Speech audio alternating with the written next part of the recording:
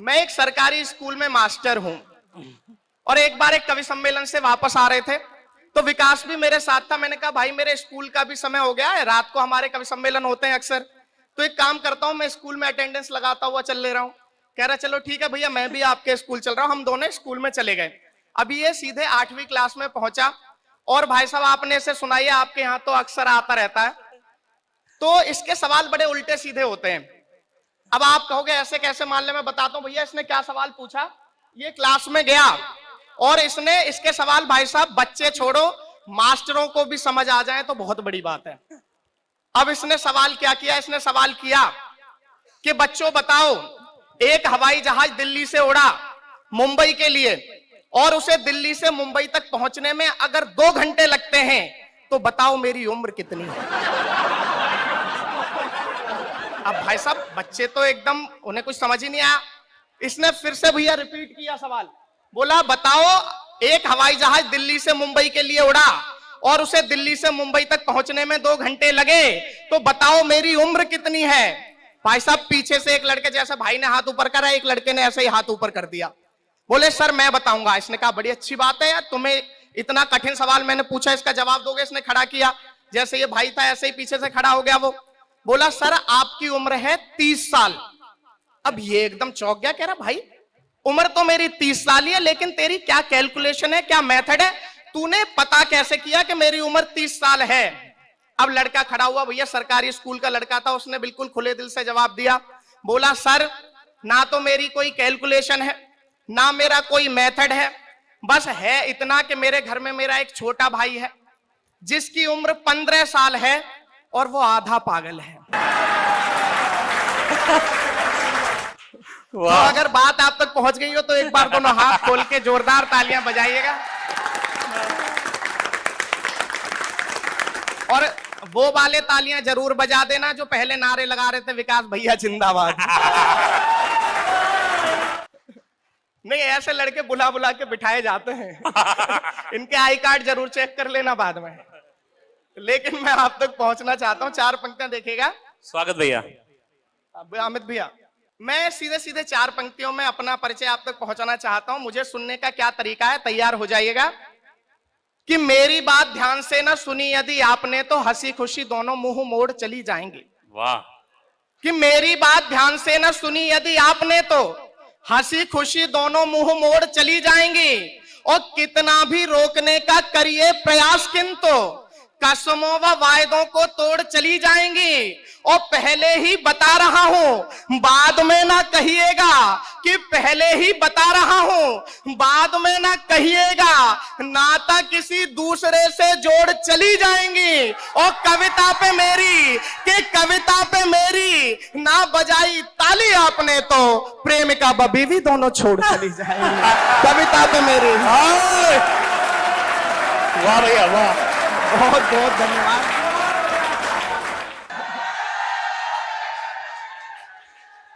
मेरी नौकरी जल्दी लग गई है, उम्र मेरी भी कमी है अभी।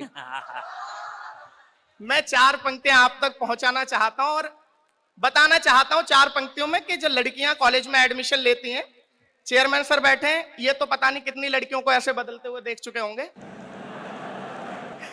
पहले साल से लेके चौथे साल तक क्या क्या परिवर्तन भैया ये पहले ना, ऐसे में अगर लिफाफा विफाफा आए तो अच्छा भी लगता है।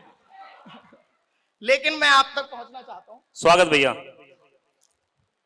कि पहला साल कॉलेजों में आते हुए सकुचाती जैसे कोई कोमल सी कली उपवन में।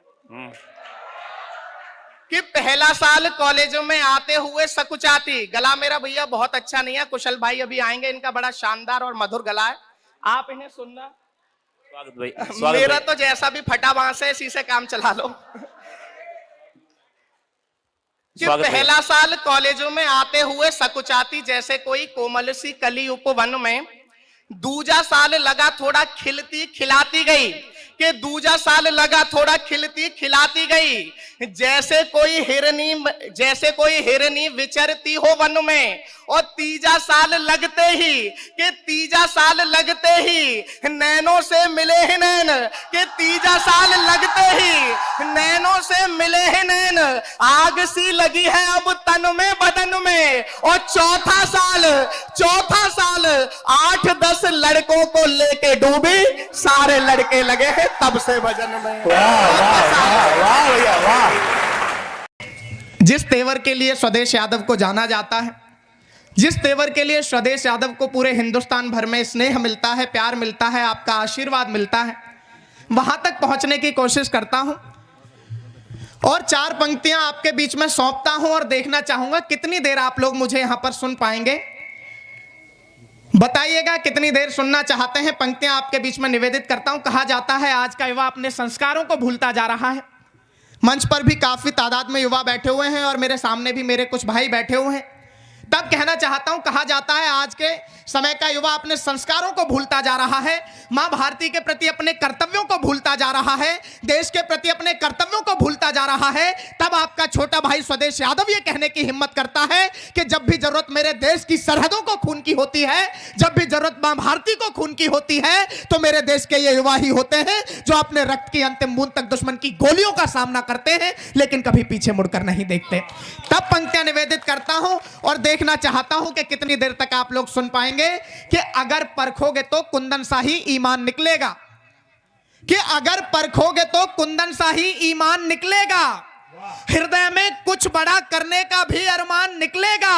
और मेरी पीढ़ी के ये लड़के, कि मेरी पीढ़ी के ये लड़के भले कितने भी हो मॉडर्न, अगर चीरेंगे ये सीना तो हिंदुस्तान निकलेगा, अगर चीरेंगे ये सीना तो हिंदुस्तान निकलेगा, अगर चीरेंगे ये सीना तो हिंदुस्तान निकलेगा। और 4 पंक्तियां और इसी तेवर की संभाल लीजिएगा कि भले ही रंग मस्ती का घुला हर बात में होगा। कहा जाता है आज के युवाओं को सोनाक्षी सिन्हा के ठुमकों पर थिरकने में मजा आता है, कहा जाता है उन्हें क्लब में जाकर डांस करने में मजा आता है, कहा जाता है कि उन्हें फैशन की दौड़ में खुद को बदलने में मजा आता है। तब आपका छोटा भाई स्वदेश यादव कहना चाहता है कि ये सारी बातें सच हो सकती हैं, बेशक युवाओं को ये सब करने में आनंद आता हो, लेकिन उन्हें यह भी पता है कि कब भारत माता के लिए बलिदान होकर तिरंगे में लिपटकर घर वापस कब आना।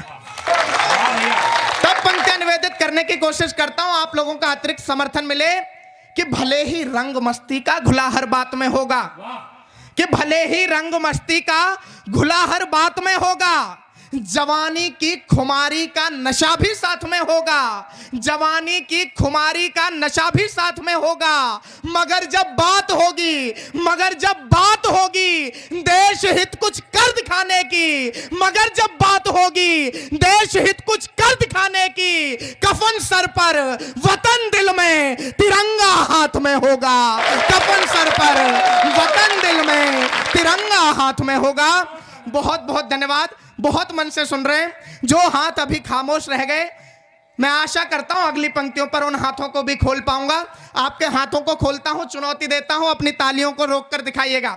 4 पंक्तियां निवेदित करता हूं, एक एक हाथ खुल जाएगा, इस बात का दावा करता हूं।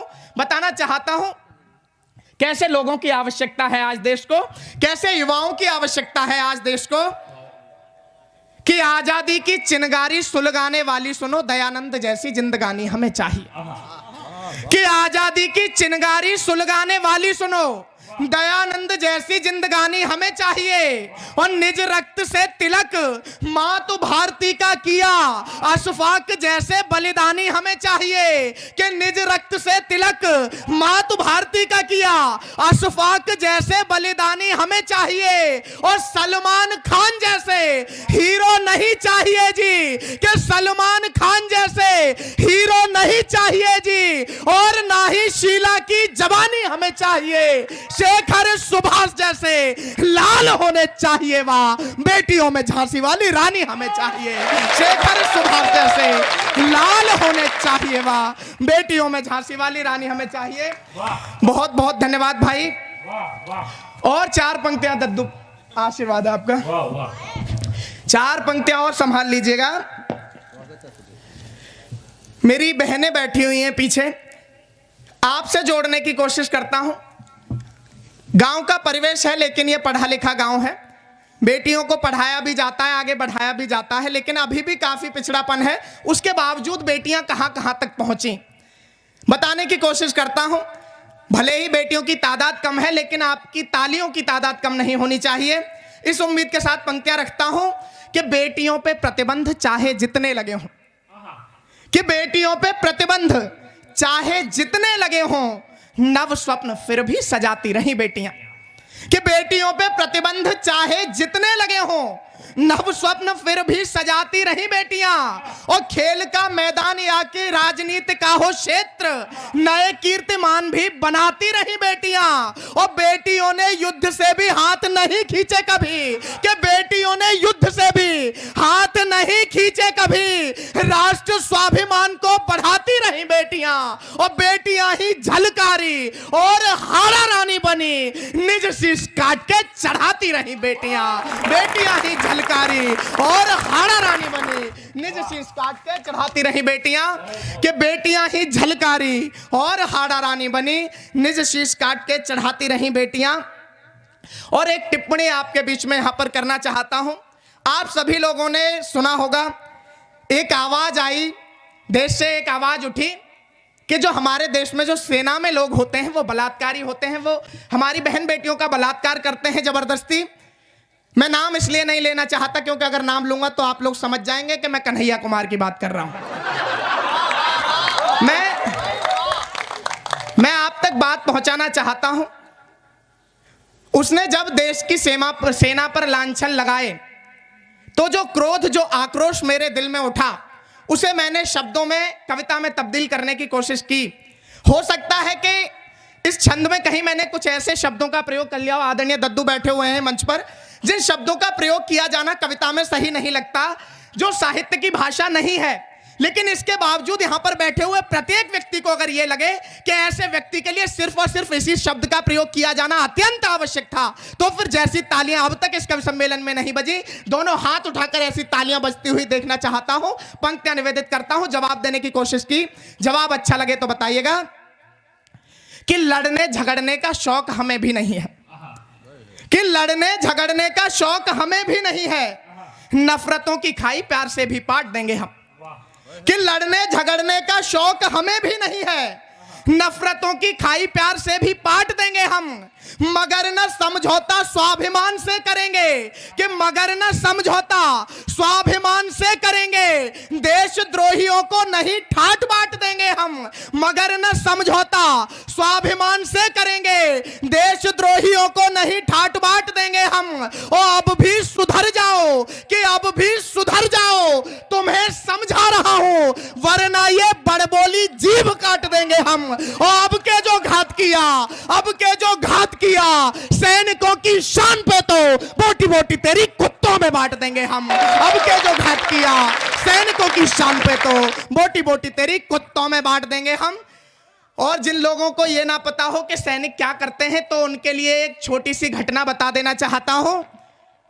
जब कैप्टन विक्रम बत्रा को लड़ने के लिए कारगिल की चोटी पर भेजा जा रहा था, उस वक्त उनके अफसर ने उन्हें रोका और कहा कि विक्रम, अभी तुम्हारे बैग में इतनी जगह और है कि इसमें अभी खाने के 2 पैकेट और आ सकते हैं। इस पर जो उत्तर कैप्टन विक्रम बत्रा ने दिया, अगर यहां पर बैठे हुए प्रत्येक व्यक्ति को उस उत्तर को सुनकर लगे कि यह उत्तर सिर्फ और सिर्फ कैप्टन विक्रम बत्रा दे सकते थे, यह उत्तर सिर्फ और सिर्फ मां भारती का एक सच्चा बेटा दे सकता था, यह उत्तर सिर्फ और सिर्फ एक भारत का सैनिक दे सकता था, तो फिर अपने हाथों को कैप्टन विक्रम बत्रा के सम्मान में खोलिएगा।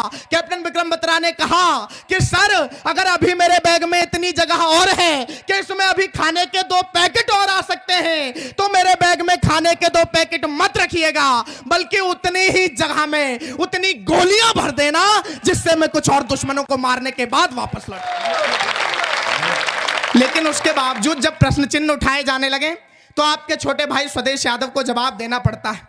क्रिकेट का वर्ल्ड कप जीत लेना बहुत बड़ी बात है, तो कोई व्यक्ति कहता है कि ओलंपिक में स्वर्ण पदक जीत जाना बहुत बड़ी बात है, तो कोई व्यक्ति कहता है कि भारत का यान मंगल ग्रह पर चला गया।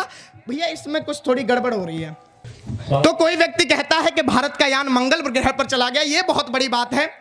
तब मैं बताना चाहता हूं कि हो सकता है ये सारी बड़ी बातें हों, लेकिन इन सबसे बड़ी बात क्या है, और यहां पर बैठा हुआ प्रत्येक व्यक्ति सहमत हो। जयवीर भैया देखिएगा, तो फिर एक एक हाथ खुले, एक एक व्यक्ति का समर्थन मिले। मैं पंक्तियां निवेदित करना चाहता हूं।